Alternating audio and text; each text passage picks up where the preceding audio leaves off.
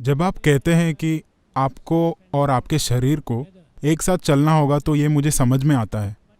लेकिन मन कहीं और ही चला जाता है। ये हर समय आपके साथ नहीं चलता।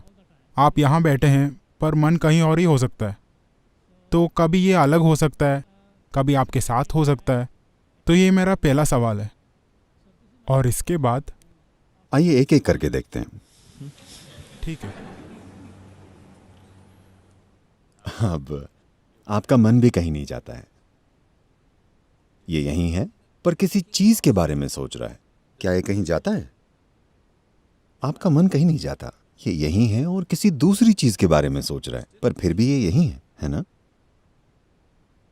ना तो आपका शरीर कहीं जाता है, न ही आपका मन कहीं जाता है, और न ही आप कहीं जाते हैं। वे हमेशा मिलकर एक संपूर्ण इकाई बनाते हैं।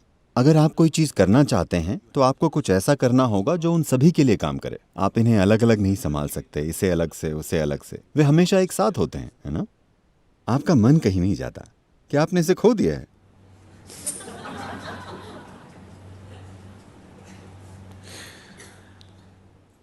बात बस इतनी है कि आप अपने मन की कल्पनाओं से धोखा खा रहे हैं। ये यहीं बैठा है और कुछ कल्पना कर रहा है। ये कहीं नहीं जा रहा है। लेकिन आपकी पहचान इतनी गहरी है और आप इतने खोए हुए हैं कि आप सोचते हैं कि मन कहीं जा रहा है। मन कहीं सफर नहीं करता, यह बिल्कुल यहीं पर है ना? आपको यह समझने की जरूरत है। आपके मन में बेकाबू और अंतहीन विचार इसलिए चल रहे हैं क्योंकि आपने उन चीजों के रूप में अपनी पहचान बना रखी है जो आप नहीं हैं। जिस पल आप खुद की पहचान किसी ऐसी चीज के रूप में बना लेते हैं जो आप नहीं हैं, तब मन बिना रुके चलने लगता है। आपने अपनी पहचान कई चीजों से जोड़ी हुई है और आप अपने मन को रोकने की कोशिश कर रहे हैं। मैं आपको बता रहा हूं, अगर आप लाखों साल तक कोशिश कर लें तो भी ऐसा नहीं होने वाला। ये नहीं हो सकता। अगर आप अपनी गलत पहचानों को मिटा देते हैं, तब आप इसी पल देखेंगे कि आपका मन एक दर्पण की तरह होगा। ये कुछ नहीं कहेगा, बस हर चीज को परावर्तित करेगा। मन को ऐसे ही होना चाहिए। आपका मन एक ऐसा साधन है जो तभी सबसे अच्छा काम करता है जब इसमें स्पष्टता हो, है ना? ऐसा ही है ना? आपका मन यहां हर तरह की काल्पनिक चीजों के बारे में सोचने के लिए नहीं है। वो जीवन में एक भटकाव है। आपका मन आपको जीवन में स्पष्टता और गहराई देने के लिए है।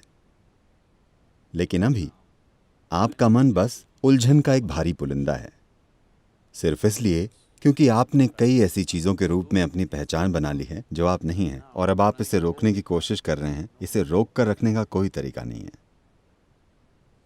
आपने बहुत बुरा खाना खाया और अब आपके पेट में गैस बन गई।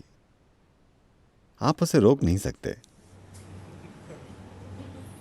आपने खराब खाना खाया है, नतीजा आ गया है। आपने गलती की कि कई चीजों के साथ अपनी पहचान जोड़ ली।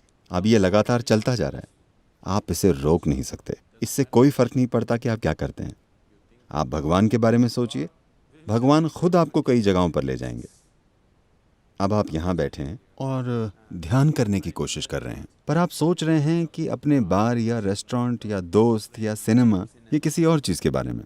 अब लोगों ने आपसे कहा भगवान के बारे में सोचो, सब ठीक हो जाएगा। अगर आप राम या कृष्ण के बारे में सोचते हैं तो आप पाएंगे आप राम के साथ सिनेमा जाएंगे। मन की प्रकृति ही ऐसी है। राम खुद आपको बार में ले जाएंगे, राम खुद आपको रेस्टोरेंट ले जाएंगे। आप इसे रोक नहीं सकते क्योंकि आपने खुद उन चीजों के रूप में अपनी पहचान बना रखी है जो आप नहीं हैं। कोई तरीका नहीं है इसे रोकने का। तो यहां जो किया जा रहा है वो आपके मन को काबू में करने के लिए नहीं है। ये उस बारे में जागरूकता लाने के लिए है कि आप क्या नहीं हैं। अभी सबसे पहले आपकी सबसे बुनियादी पहचान आपका शरीर है। आपने पहचान बना रखी है अपने शरीर, अपने कपड़े, अपने हेयर स्टाइल और अपनी दाढ़ी के रूप में भी, है ना? बहुत गहरी पहचान है ना?